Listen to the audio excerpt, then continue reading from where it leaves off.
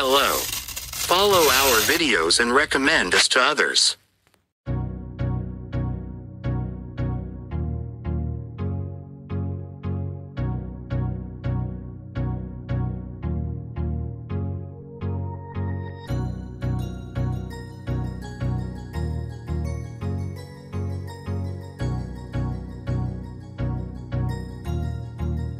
That's good.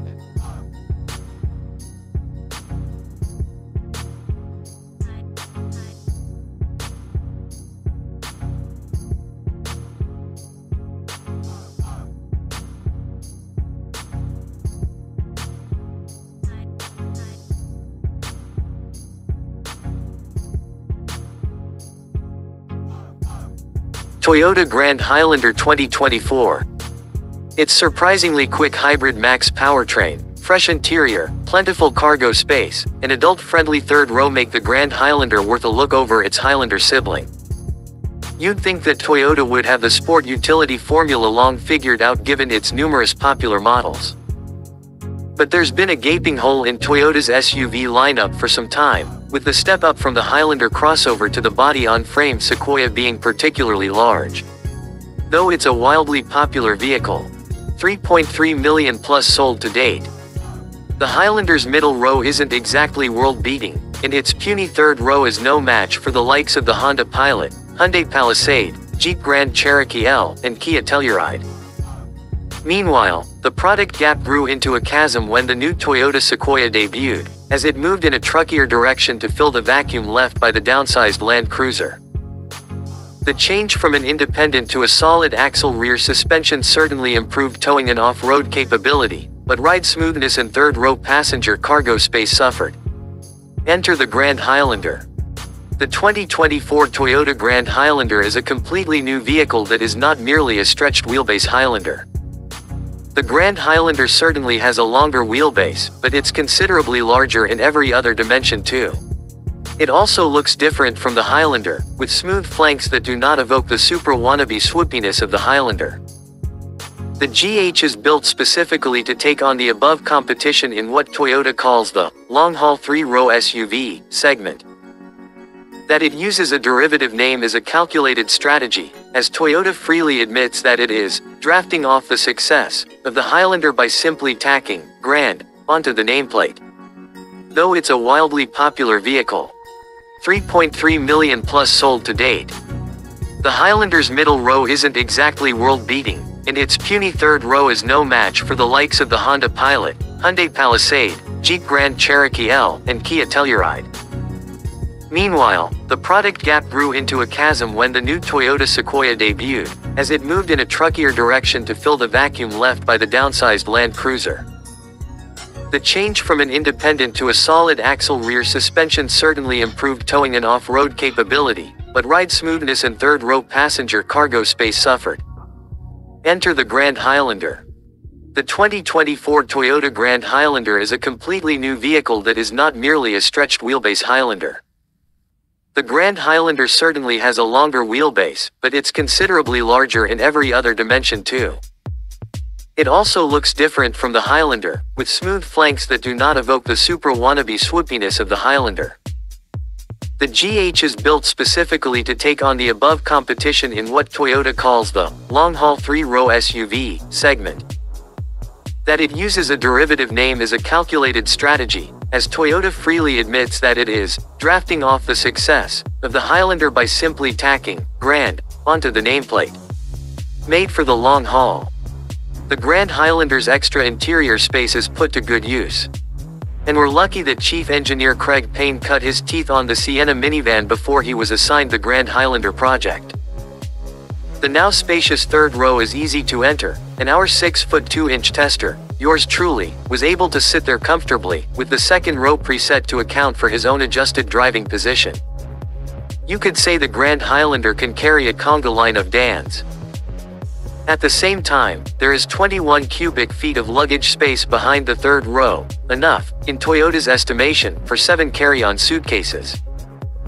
Meanwhile, the Highlander only provides 16 cubic feet behind a third row that is utterly adult repellent, with 1.1 inches less headroom and 5.5 fewer inches of legroom.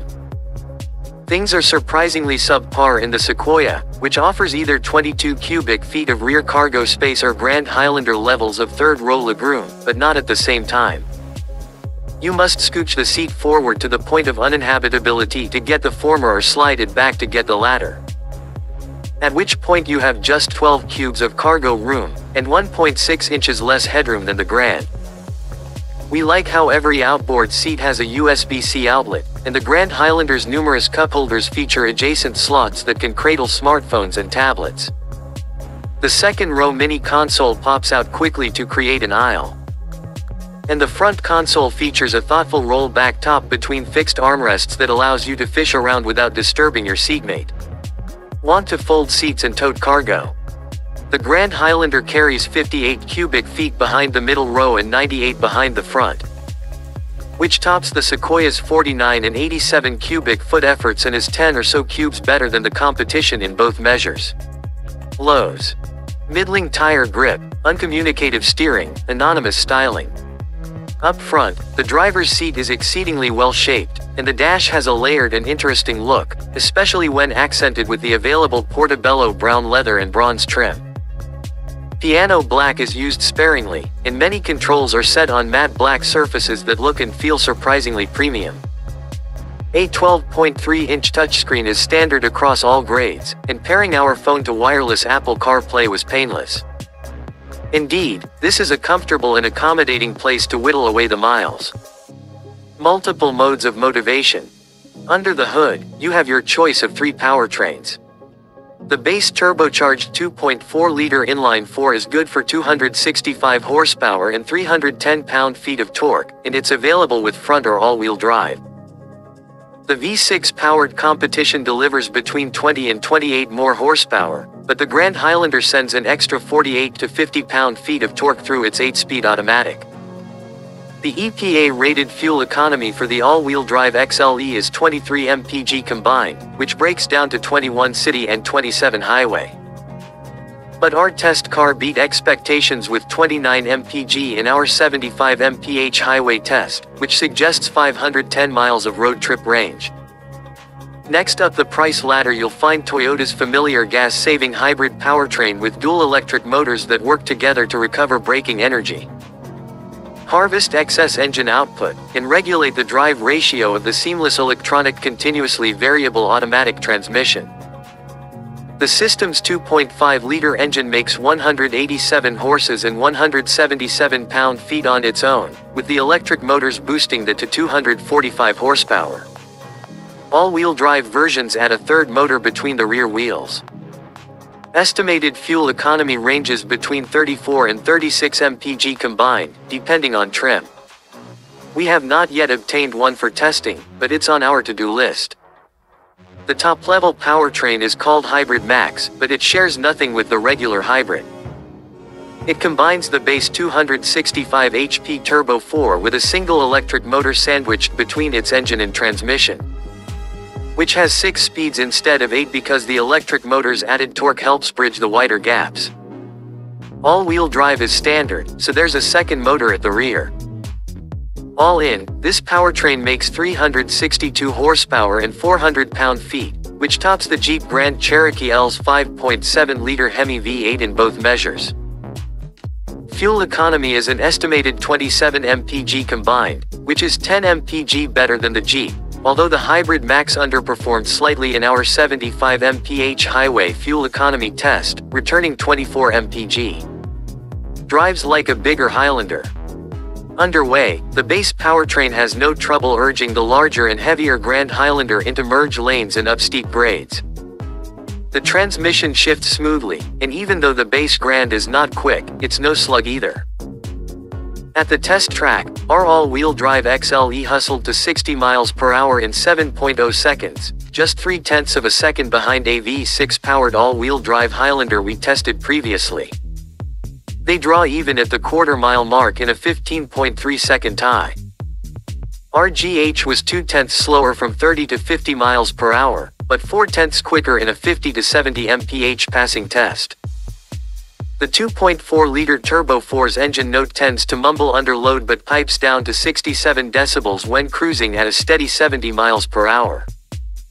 The GH itself cuts a willing arc through corners, though its steering is somewhat light for our tastes. Tire grip lets it down, with our examples 18-inch Michelin all-season tires delivering an unremarkable performance of 0.80 grams around the skid pad and a longish 70 mph stop of 184 feet. The Hybrid Max feels much more eager, as it should with almost 100 more horsepower. Our test equipment underscores this, recording a surprisingly strong run of 5.6 seconds to 60 miles per hour and 14.3 seconds over the quarter mile. Meanwhile, it's never apparent that its transmission has two fewer cogs, and the feel of the blended brakes is impressively consistent and reassuring. The steering is just as light as the standard GH, but on-center buildup is even more muted here, possibly owing to the sharper response of its standard 20-inch wheels. Ultimate grip isn't any better with its Continental all-seasons, with the Max generating an identical 0.80 grams on the skid pad and an even more uninspiring 70 mph stop of 187 feet. Both versions deliver a generally smooth ride that lacks any semblance of float. The base model's 18-inchers came across as more supple over cracked surfaces, as smaller diameter wheels often do. But we covered numerous miles on questionable pavement in a Hybrid Max back home in Michigan. And its 20-inch rolling stock did a commendable job without increasing interior noise at 70 miles per hour compared to the XLE. Available soon, and at compelling prices. The Grand Highlander's 3 powertrain lineup is available across the XLE, Limited, and Platinum grades. All-wheel drive is optional on the first 2 for $1,600. All 3 trim levels are available with the base engine, starting with the XLE at $44,465, which is only $1,050 more than a similarly outfitted 2023 Highlander. That's a steal. The XLE Hybrid goes for $46,065, which again is just $1,050 more than a comparable Highlander. Higher up, the all-wheel drive Hybrid Max Limited, which has no Highlander equivalent, costs $55,435, and the all-wheel drive Hybrid Max Platinum sits atop the pile at $59,520. Verdict: a big rig that impresses. With the new Grand Highlander, Toyota has neatly plugged a hole in its lineup that had recently grown larger with the Sequoia's new realignment. It finally gives Brand T what it needs to go up against the likes of the Honda Pilot, Hyundai Palisade, and Kia Telluride in the so-called long-haul 3-row SUV segment. The Grand Highlander is sure to win over new converts who bypassed the Highlander because it didn't quite measure up. Car X2X.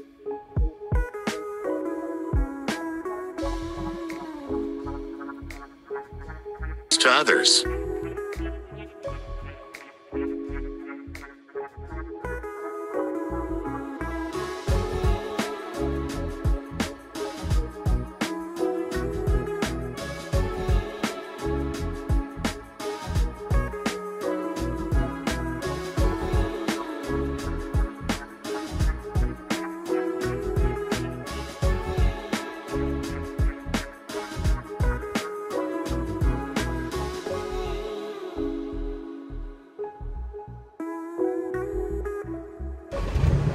Follow our videos and introduce us to others. Don't forget to like and comment. Thank you for watching my video.